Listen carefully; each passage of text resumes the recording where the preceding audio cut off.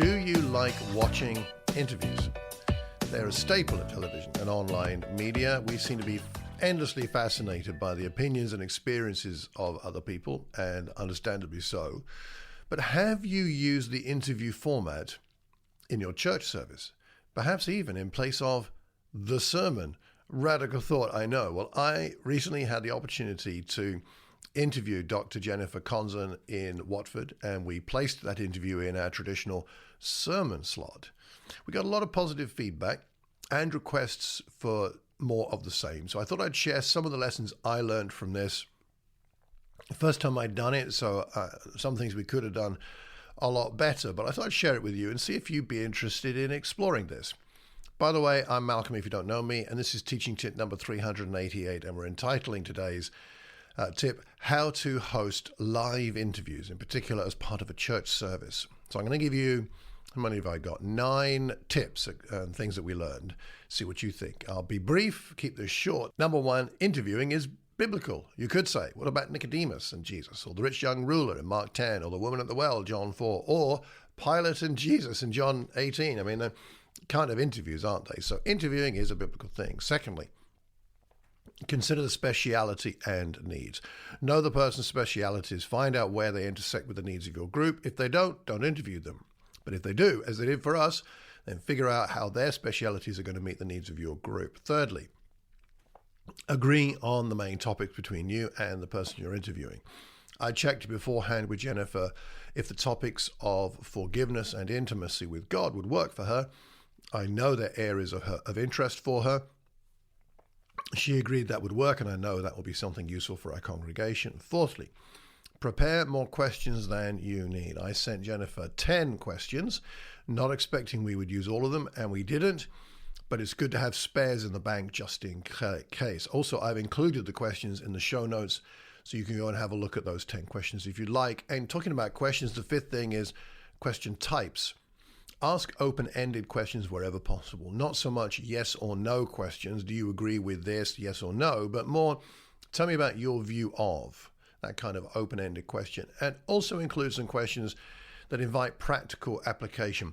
What would you suggest to somebody who? So you give the person an opportunity to say, good question. I think I would suggest this and this and this. Sixthly, the introduction to the person you're interviewing.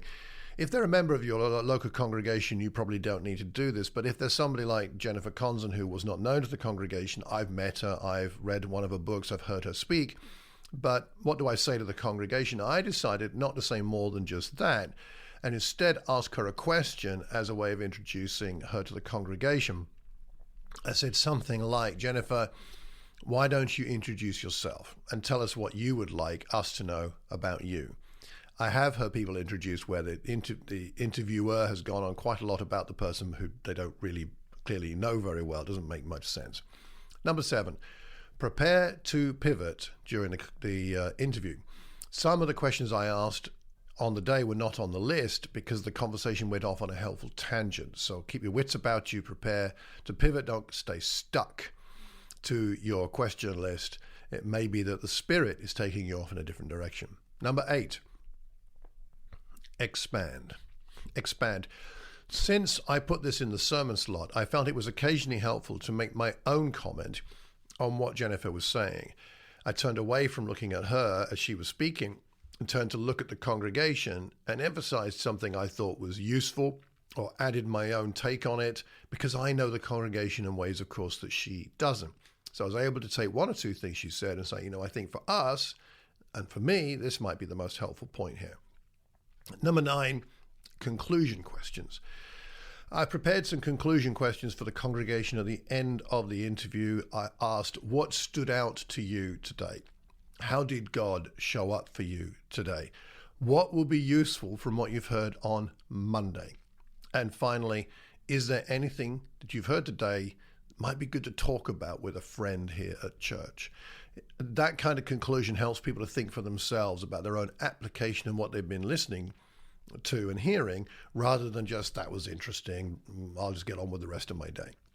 So to wrap up, I found this format very refreshing, and so did the congregation according to the feedback I received.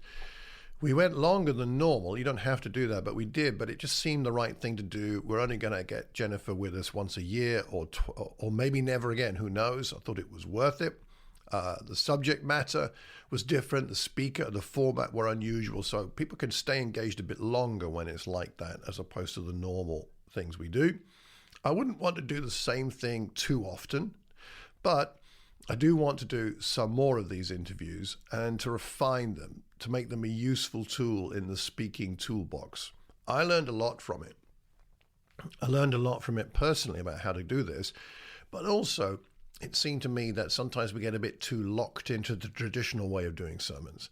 I do believe in preaching the word and teaching it, especially expository speaking, and preaching, I think, is the normative way to go. But nonetheless, we should experiment. And we should try new things. And maybe this is something you could consider trying in your local group. I wonder, what are your experiences of conducting or listening to interviews similar to the one that I did? What recommendations do you have for me or the rest of us watching these to make them effective? Please let us know. Leave a comment anywhere you hear or see this recording so that we can learn from each other, because we learn best when we're learning in community. Next time, we're going to explore in a couple of these episodes how to prepare Christmas lessons, devotionals, sermons, and other things, because we're coming up to Christmas at the time of recording.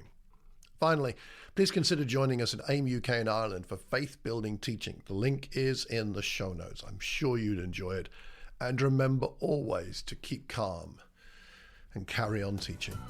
Take care and God bless.